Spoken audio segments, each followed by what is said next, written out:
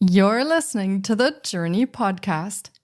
Have you ever wondered why default parenting happens and how it impacts mental health? Listen to today's episode for an in-depth look at this common parenting dynamic. Hi, I'm Petra Brunbauer, and with decades of experience with sadness, pain, anxiety, and stress, I finally figured out how to leave all that behind. And this podcast shows you how to break free permanently so you can reclaim your sanity and find the self-esteem and energy to go after the life you desire. With real talk about mental health, holistic healing, and the tough journey of coming out the other end. This is the Journey Podcast. Welcome to today's episode. Today is part of Mental Health Awareness Week in the UK, and this is a special bonus episode. Default parenting is a phenomenon where one parent is assumed to have the primary responsibility for parenting tasks, even when both parents are present. This can lead to a lopsided distribution of parenting duties and create tension and resentment within the family dynamic. In this episode, we explore the topic of default parenting and its impact on families. Our guest shares her personal experiences with default parenting and provides insights on how to recognize and address this issue. We discuss strategies for creating a more equitable and supportive parenting dynamic, including communication, delegation, and setting boundaries. Karah Gonstead is a mom to an adventurous little boy, a wife, a business owner, a practicing psychotherapist, and an adjunct social work professor in the social work department at the University of Wisconsin, Eau Claire. From a young age, she knew she wanted to help others and is so thankful to be living out her passions. She loves beautiful sunsets and sunrises and being out in nature during the warmer months. Let's meet Karah Gonstead.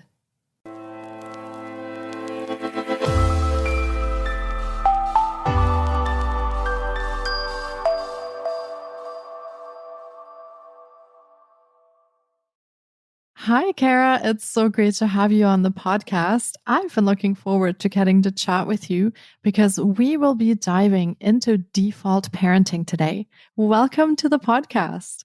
Thank you so much for having me. I'm very excited to be here. Yes, it's my pleasure.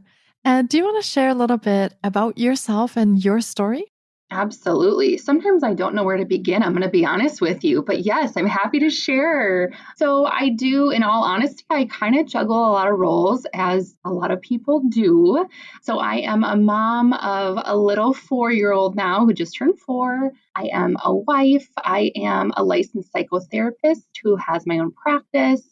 And I teach adjunct at our local university in the social work department as well. Wow, that does sound like you have a lot on your plate. Some days feels like more than others, but yes, all things I love, thankfully, so it works out really well for me. Yeah, well, thank you so much for that introduction. And let's dive a little bit into what we said, default parenting. Now, some listeners might not really know what that is or have heard of that. So do you want to talk a little bit about what it is, what it looks like, so that listeners can get an idea?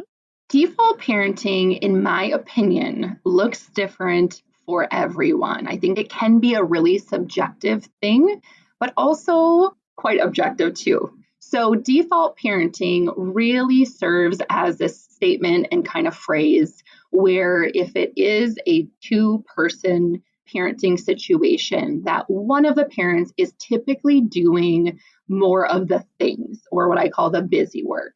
So oftentimes what we see, at least in this area, is moms usually, when it's a mom-dad couple, moms usually are the default parents.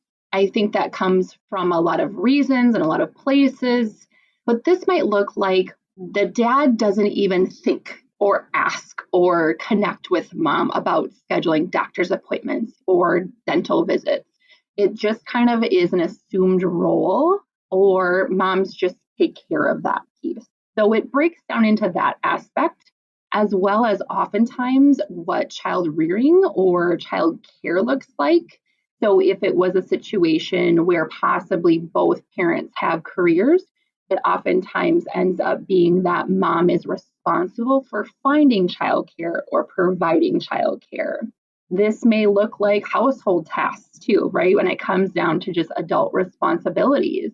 It might be that mom is cooking and cleaning, or mom is doing a lot of the things around the house, laundry, dishes, all of those types of things.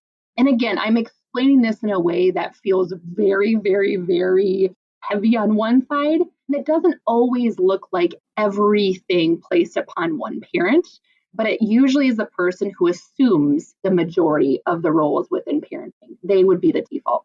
Mhm. Yeah, that makes sense. And we do see that constellation quite often, even today, where many women do have their own career or they do work or have a business.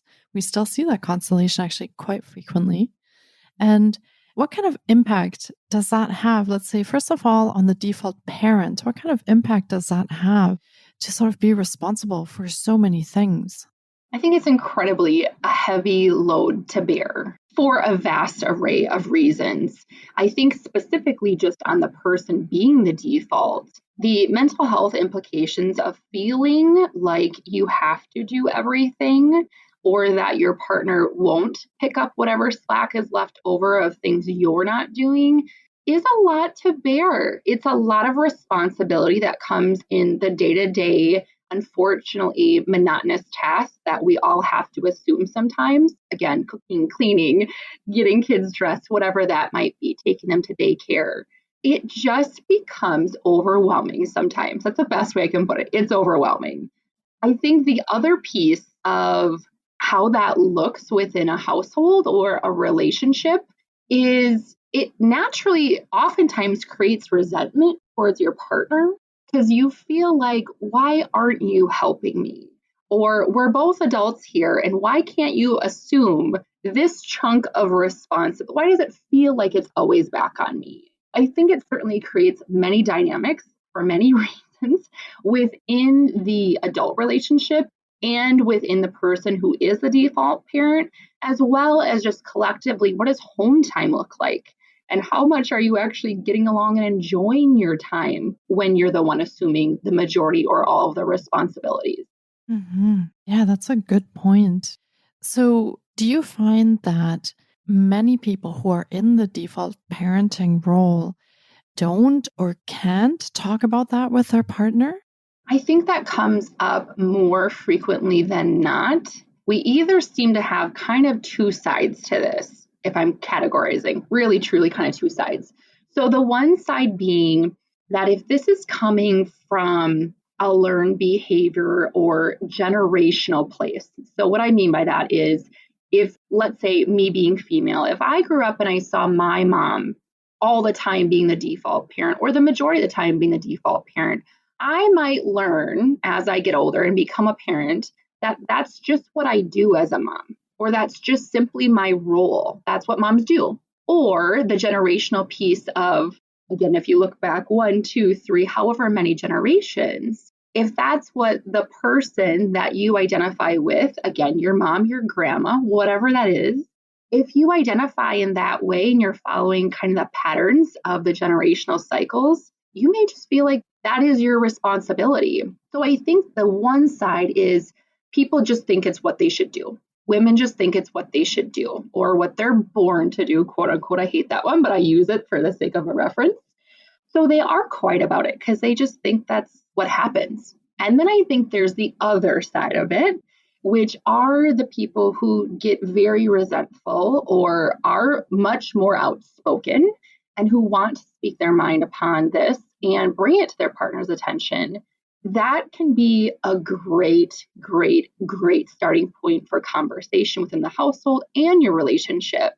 What I often see, especially within my clinical work, is that if I had two parents in here and there was very much a default parent in front of me and they were explaining to their partner what they're doing and how they feel they don't get quote unquote help within the household and what they would maybe like their partner to do, it's pretty often that the other partner thinks they do a whole lot more than honestly what they might be doing. And that I think just creates even more resentment sometimes.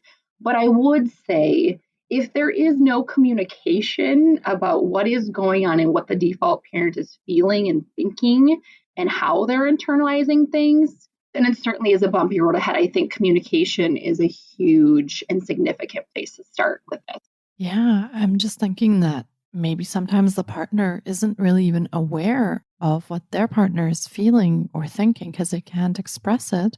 And they might think, like you said, that they're actually taking on a large chunk of what needs to be done when in the end, the other partner feels neglected or even abandoned in some of those tasks.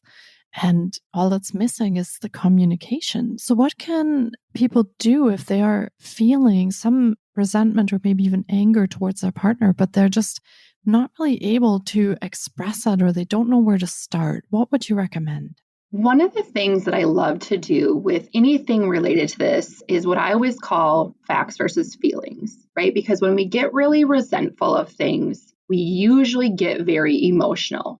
And that's super natural. We might get angry, we might start crying. It's completely natural. But unfortunately, if we're stuck in this place of feeling, it's really difficult to communicate truly what we need and what the facts are. I always encourage people to what I call brain dump. So, what I mean by that is take out a piece of paper and truly write down everything you can think of within the course of day to day parenting and home tasks that you're doing or that need to be done. Just the things that feel like more facts, right? Not how you feel about those things, but just what those things are. Again, examples: getting your child up or putting them to bed, helping them with their daily tasks if they're too young, brushing teeth, getting dressed, all that kind of stuff, appointments, making meals, all of that kind of stuff. What does that look like? And then who is actually doing those things? I think with the non-default parent, again, when they think they're assuming more responsibility than they potentially are, to actually see a list of tasks that need to be done and then attempting to divvy them up in a way that just makes sense with scheduling, makes sense within your strength of you and within your relationship. I think when you can delegate a little bit more, it just makes more sense, at least short term, to really see what's happening and whose time and attention is going where. Yeah. And how does this apply? So, we're talking about a couple constellation right now, but how does this apply? For example, if we have someone who is single parenting, I mean, they would be maybe the only parent there, but how can they deal with a situation like that if they feel overwhelmed? Is it okay to ask for help from friends and family, or how can they best approach this? This is such a great question. I was truly having this conversation just yesterday, so this is great timing. And you are so spot on. I have so much empathy and admiration for people who are single parenting because I can't even imagine truly in my own shoes what that would feel like. So, first of all, kudos and credit to all of you single parents. Huge pat in the back. But to your point, yes, I think that when there isn't another partner there, people might just go, well, of course I have to do everything. I'm the only adult here. Like, obviously, I'm the default parent. And while that is accurate and true, I think there are plenty of ways that you can still ask for what you need, still go ahead and make that list by yourself and figure out what truly is causing you the most distress, to figure out where your areas of strength are, the things you enjoy doing and want to do, and the things that just feel absolutely draining to you. For example, if you are someone who has the financial ability to hire someone to come in and do some cleaning in your house, for example, that may be a wonderful thing that you can just take off of your list that somebody else could do for you. So hiring things out and asking for help in that way, I think is a great option. Now, that's not everyone's stance, though, or maybe not what they want to do or what they financially can do. So in those other situations, this, again, is where communication comes right back into play. So this may mean friends, family, asking them, hey, like, can you help me every Tuesday from 5 to 7 p.m.? Whatever it is that you need, people are not going to know you need help with that if you're not communicating the need and asking for the help. So really figuring out, how can I actually speak up and truly ask for what I need? If you are somebody who is a stay-at-home parent and maybe you really love your career, but you are a single parent, maybe this means actually getting back into what you love to do and want to do and trying to piece together a daycare option or an in-home provider option. I think oftentimes single parents feel incredibly stuck, and that makes sense. But I think there certainly are ways that we can still pivot within that role and get our bucket filled in terms of self-care and truly what we need and want and what will make us feel better with our mental health and just day-to-day tasks. Hmm. Yeah. Yeah, I can only imagine how difficult that would be to single parent and the challenges that you would face by yourself. Very, very difficult. I'm curious, do you think that for some couples and for some families, default parenting works for them? Is there situations where one parent is very happy to just assume the majority of the duties and they're okay with that? Wonderful, wonderful question. Yes, I think that does come into play sometimes. I'm going to say it's way more often that there's a default parent who doesn't want to be the default parent.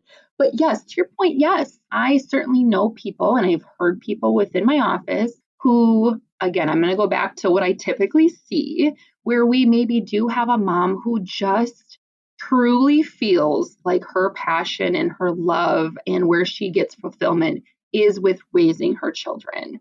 And so, absolutely, if that's her strength and she loves to do that, and the couple, if that makes sense within their relationship, absolutely. I say let somebody have their strength, let them do what they enjoy if that's working out. But I certainly still do think that within that, there probably are specific areas where somebody still needs more needs met, whether that is simply having a night out with friends, whether that is, hey, I really love reading on top of all this stuff I love doing with parenting and running the household. And maybe on a Saturday, like give me 4 hours just to dive into my book and enjoy my time by myself. Even though people might love doing one thing, as with any other aspect in their life, I think there certainly needs to be some harmony within just caring for you while also caring for other people in this external manner. Hmm. Yeah, that is certainly true because we can't really give from an empty cup. So there's always a good time to start recharging yourself so that you can give back to your family and care for them. And I'm curious about one thing. So, when you and I talked before, I know that you just experienced a very scary medical situation yourself. And feel free to talk about that a little bit as well. But I'm wondering when something like that happens, and for example, the default parent becomes unavailable, let's say to illness or a medical situation, or something happens, what happens to that dynamic in the family then when the default parent suddenly cannot be the default parent anymore? The first thing that comes to my mind when you're asking me this is I'm going to go completely left field for a second, but I'll wrap it back around.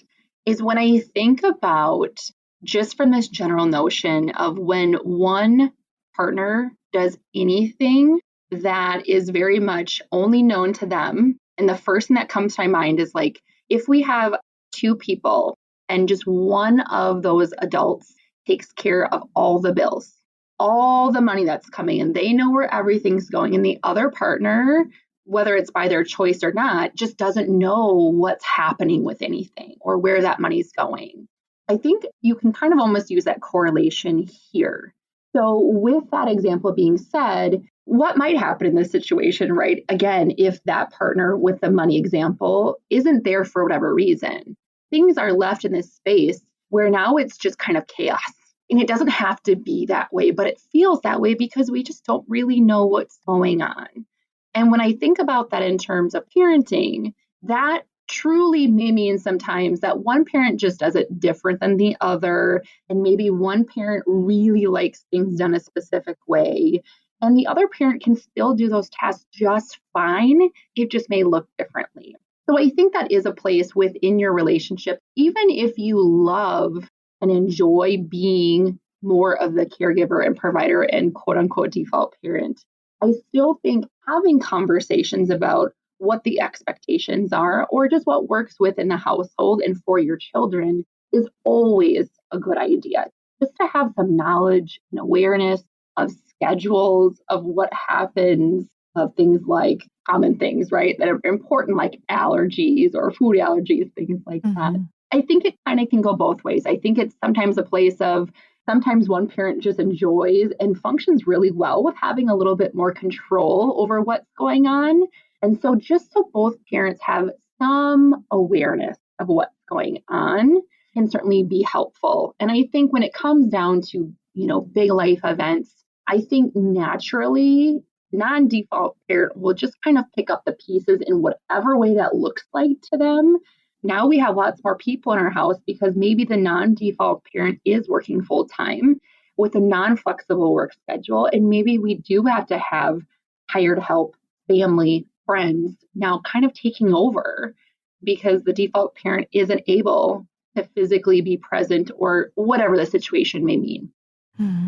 Yeah, I would imagine that happens sometimes, there's accidents that happen or illness that happens. So certainly that can change the dynamic within the family when that happens. Now, do you have any advice or tips? For example, say that you are the non-default parent and maybe you have kind of realized that because you're the one who's working or you're the one who's mostly out of the house. And do you have any tips for them on how they could check in with their partner to kind of see what's going on and to make sure that they're not becoming overwhelmed or that they can get help if they need the help or support if they need support? Any tips how they could start that conversation? It almost feels more loaded, and I see this all the time. It almost feels more loaded of a question and conversation than I truly think it needs to be. I would approach this in a way that you would check in about anything else. So as simple as what normally people do when their partner comes home or you both come home collectively is, hey, how was your day? Right? Like this quick check-in. I think that it certainly can honestly be as easy as that to prompt a conversation and a starting point. So just to say, for example, how did things go today when you got so-and-so ready for school if we have a default parent? Like what's working, what's not working? Just simply asking, how could I help more? Or what could I do differently? Or is there a way where we could be more cohesive on Monday nights when we're running one kid here and one kid there? Just a simple check-in. And hopefully that will actually prompt a further, more in-depth conversation if that's needed.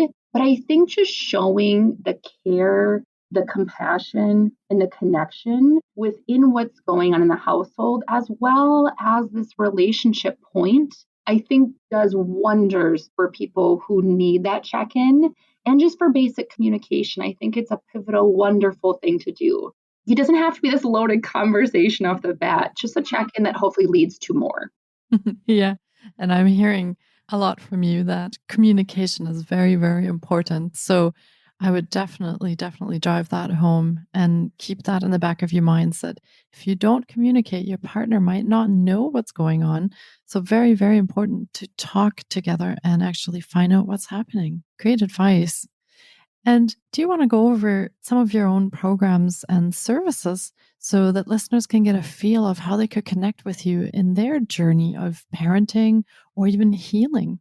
Absolutely. So within my few roles that I have here, one of those, of course, is me practicing and being a psychotherapist within my practice. So within that, within licensure limitations, I actually can only serve people who live anywhere within the state of Wisconsin. So I am limited in that clinical capacity. The other piece that I think can be super helpful is I have a different platform called Intentional Growth. And within that, that is really just my hub of all things and people who I can't reach in my clinical practice. So within that, I do have my own podcast. I do have currently one logbook / workbook that can be really helpful for people who are experiencing any type of ongoing care or preventative care. So if you want to check that out, that's certainly something that can be very, very helpful. The other thing that I do is I do retreats. And so I focus those truly on mental health and well-being within specific areas. So I have this huge love of working with moms in lots of different aspects and ways, but really just more of the empowerment. We've been talking about more of the communication pieces of things and just taking back you after becoming a mom. I think many of us, and myself included sometimes, lose our identity in a way, or at least a piece of what we really still want present after becoming a mom, because we have such shifting roles and responsibilities. And so I love to connect with people on things like that and offer offerings within that space. So that would be the best place to reach me at if you are outside of Wisconsin and you're not looking for any clinical services. That sounds amazing. Thank you so much for sharing that. And as Karah mentioned, she also has her own podcast called Intentional Growth. And you can listen in from your favorite podcast provider.